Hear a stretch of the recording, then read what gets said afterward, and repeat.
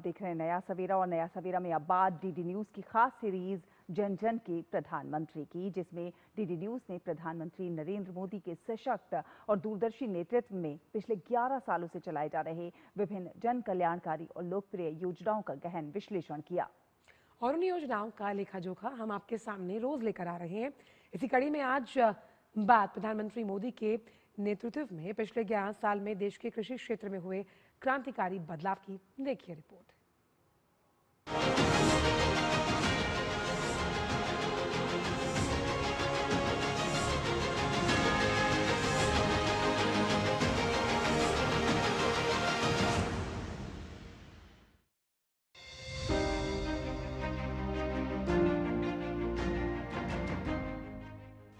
भारत की अर्थव्यवस्था की रीढ़, हमारी संस्कृति की आत्मा और हमारे भविष्य का आधार, यही है भारत का किसान।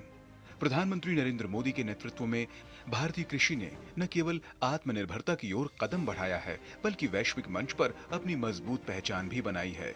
बीज से बाजार तक भारत की कृषि नीति का नया दर्शन अब सिर्फ नारा नहीं, बल्कि जमीनी सच्चाई बन चुका है। छोटे किसान हो या महिला स्वयं सहायता समूह, डेयरी हो या मत्स्य पालन, हर क्षेत्र में अब दिखाई दे रहा है बदलाव का असर। स्वतंत्रता दिवस पर लाल किले के प्राचीर से प्रधानमंत्री नरेंद्र मोदी ने कहा, भारत का किसान निर्भरता से आत्मनिर्भरता तक राष्ट्र की यात्रा का आधार है।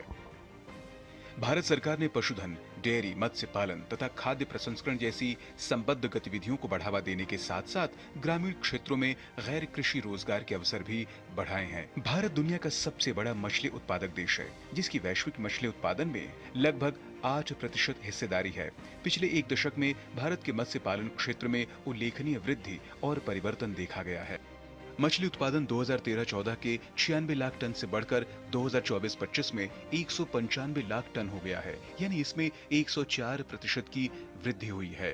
इस योजना की वजह से मछली और नाव जैसे जाल जो से उपकरण चूसे हमें कर रहे हैं, इसकी वजह से हमारा जिंदगी बहुत ऊंचा हुआ है। इसके लिए प्रधानमंत्री और केंद्र सभा को हम लोगों की तरफ से बहुत बहुत धन्यवाद। भारत विश्व में दूध उत्पादन में पहले स्थान पर है और वैश्विक उत्पादन में इसकी हिस्सेदारी 25% है।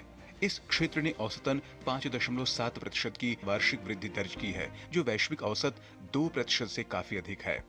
पिछले 10 वर्षों में देश में दूध उत्पादन में 63.57% की वृद्धि हुई है, जो 2014-15 में 146.30 मिलियन टन से बढ़कर 2023-24 में 239.30 मिलियन टन हो गया है।